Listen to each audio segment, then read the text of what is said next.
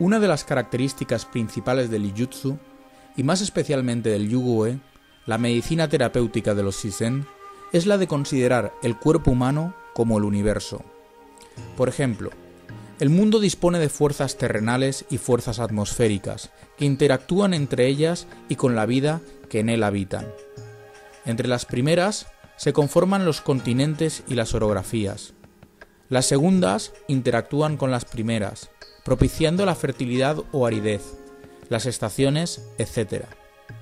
Análogamente, los seres vivos se nutren de los alimentos que la tierra nos da, y así también nuestro organismo precisa del oxígeno del aire o de las irradiaciones del sol. También somos influenciados por el ciclo circadiano, condicionando los ciclos de vigilia y descanso. Bajo estos preliminares existen 4 estados de influencia fundamental sobre el cuerpo humano. El frío, provocado por las bajas temperaturas del invierno o la inactividad. El calor, presente en el verano o en los esfuerzos. La humedad, derivada del alto contenido de vapor en la atmósfera o de agua en un cuerpo, normalmente asociado a la estación húmeda. La sequedad, condicionada por la ausencia de agua impregnada en el aire. Estos estados primarios tomarían control del cuerpo, así como de cada uno de los órganos, generando disfunciones metabólicas. Además de esto, vieron que la acción del viento es un transformador, un provocador del cambio. Es por ello que este es considerado un divisor, es decir, una de las influencias fundamentales.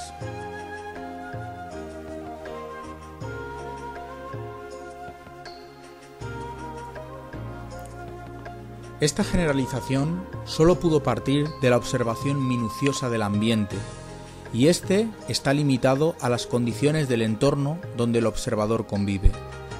Por eso, no es de extrañar que en el caso de la cultura Shizen, oriunda de las regiones septentrionales del Japón, donde las condiciones son extremas, especialmente en invierno, se fijaran en este fenómeno en el efecto que las estaciones provocan sobre las montañas, riachuelos, lagos, vegetación, animales, etc.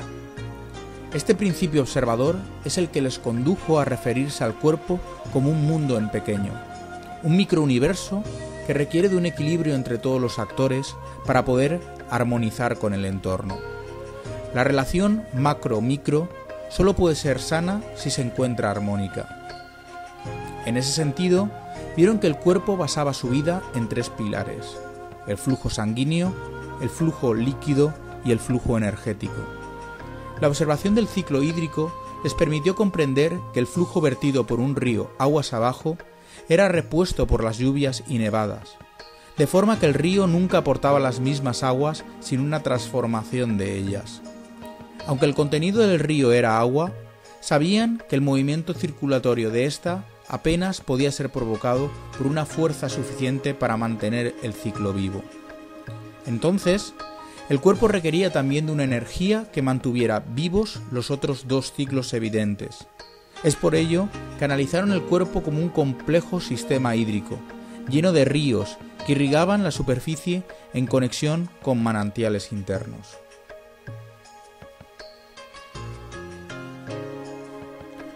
Los antropólogos fijan las cunas culturales de Oriente en el Valle del Indo y del Río Amarillo, India y China respectivamente. Ambas culturas poseen sistemas médicos tradicionales conocidos hoy en día en Occidente, desarrollados en los albores de los tiempos. Aunque sus ideas sobre la circulación energética influenciaron todos los pensamientos médicos del resto de culturas orientales, pueblos más primitivos desarrollaron en paralelo visiones independientes que les permitió desarrollar genuinos sistemas de sanación.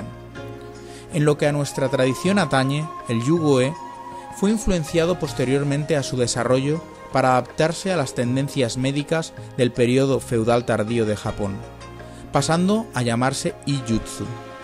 Entonces se incorporaron conocimientos en lo que respecta a los meridianos chinos, llamados de Seiraku. Sin embargo, incluso después de incorporar dichos sistemas, las perspectivas del flujo energético empleadas previamente permanecieron y se siguen empleando en las terapias y cuidados cotidianos. La razón para esto reside en la coherencia con el sistema de diagnóstico y de tratamiento empleado. El Yugüe posee su propia observación, diagnosis y pruebas funcionales que requieren de ser acometidos, observados y seguidos de acuerdo a su mismo sistema.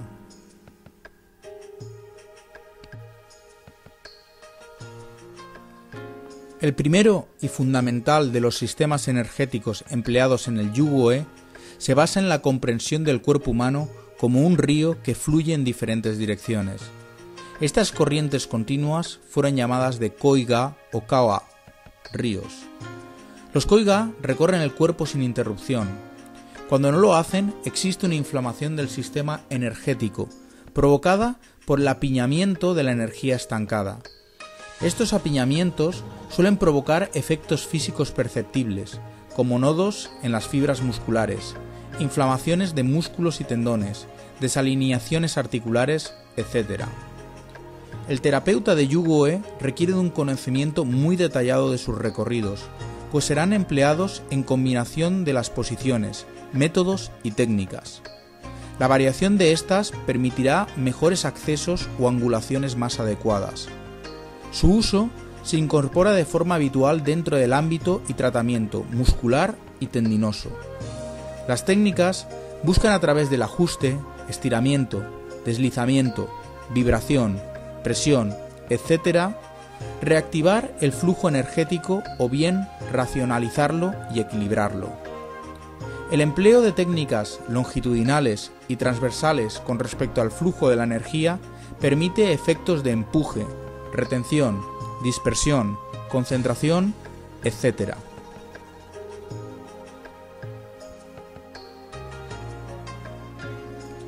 Es fundamental que en su recorrido y manipulación se empleen elementos lubrificantes.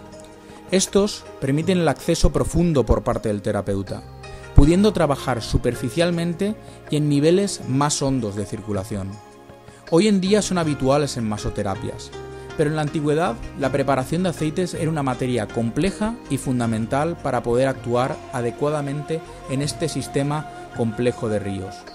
Para los maestros médicos antiguos existían principalmente tres tipos de lubricantes: los calientes, los fríos y los neutros. La producción de cada uno de ellos se basaba en la recolección de hojas, frutos, etc., que adecuadamente mezclados y preparados proveían de un efecto de temperatura y otras funcionalidades más complejas guardadas en secreto. Habiendo introducido previamente que los órganos podrían estar desequilibrados por los efectos patógenos, el flujo energético también puede circular disfuncionalmente. Para su purificación y ayudar en las técnicas anteriores, era habitual emplear técnicas suplementarias a la manipulación directa. Entre ellas debemos introducir las siguientes entre muchas otras. Primero, el empleo de trapos calientes, normalmente húmedos, que se posan sobre los recorridos favoreciendo la actividad o drenaje. Estos trapos también pueden actuar de forma dinámica. Enrollándolos permiten un efecto de amasado que ayudará en la circulación, generando grandes cambios en el bienestar del receptor. Segundo, es de uso habitual el emplear trapos embolsados, con hierbas calientes en el interior de la bolsa, y ligeramente humedecidos con el aceite, para que vaya supurando las sustancias del interior. Estos tampones se emplean deslizando, circulando y percutiendo sobre los itinerarios de los Koiga.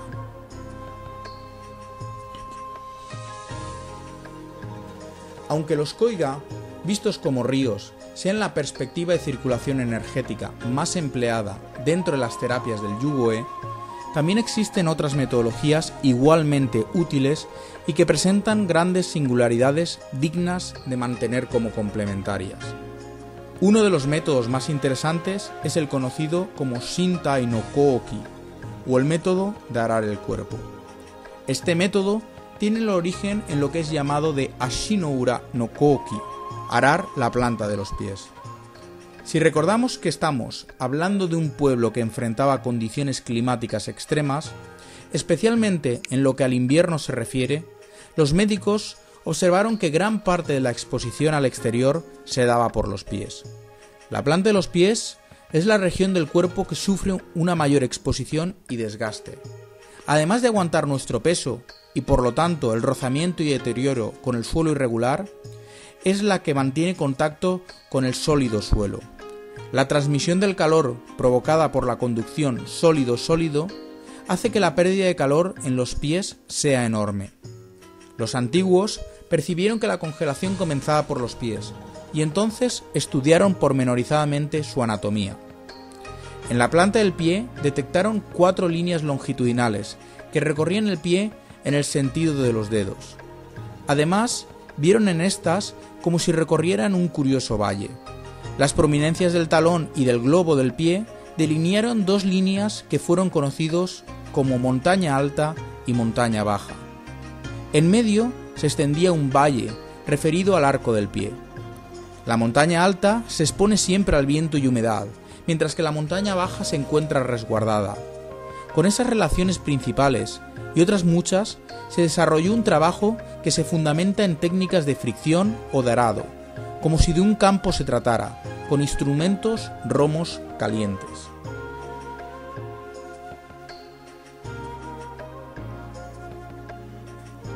Con ese análisis previo y superficial de este complejo método, extendieron los principios de líneas longitudinales y transversales al resto del cuerpo, trabajando de esa forma ya no solo sobre la planta de los pies, sino también sobre los miembros superiores, inferiores y tronco. La docencia del Ijutsu y Yugue ha permanecido durante siglos a través de la convivencia de aprendices con antiguos maestros médicos, que con el paso de los años de observación y ayuda conseguían dominar los complejos y abundantes métodos que consta su aplicación. Desde nuestras sociedades estamos plenamente comprometidos en garantizar la pervivencia de estas técnicas.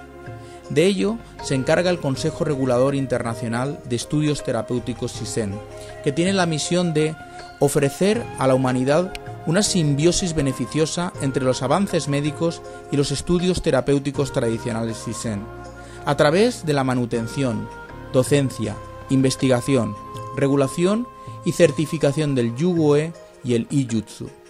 Y como visión tiene la de aportar a la sociedad atención y servicio terapéutico complementario, humano, responsable y sensible a las necesidades para mejorar la vida y el bienestar personal. Valores que quedan reflejados en su logotipo, a la vez que el profundo respeto y seguimiento que a la tradición tal cual nos es legada. Dicho símbolo está compuesto de un dragón enrollado, doblemente sobre un báculo de bambú. El doble enrollamiento consta de un enrollamiento inferior cerrado y otro abierto superior. El inferior representa la muerte, la enfermedad, de ahí que esté sellado. El superior representa la vida o la curación, y por ello está abierto. En el interior del enrollamiento inferior hay una bola negra, que representa el conocimiento médico, el remedio, así como también el secreto de la curación. El tronco de bambú recto representa la correcta dirección, pero contando con la flexibilidad. A su vez, la línea vertical clara representa la unificación del cielo y de la tierra. En contraposición se encuentra el dragón, que se retuerce, significando que el terapeuta requiere usar su conocimiento y su experiencia para tratar cada caso como un mundo. Así también asciende conquistando tanto la tierra como el cielo. Tanto el bambú, que se asemeja visualmente, como el dragón, que es un método terapéutico estudiado, se parecen a una columna vertebral y por lo tanto son también la espina dorsal de la vida.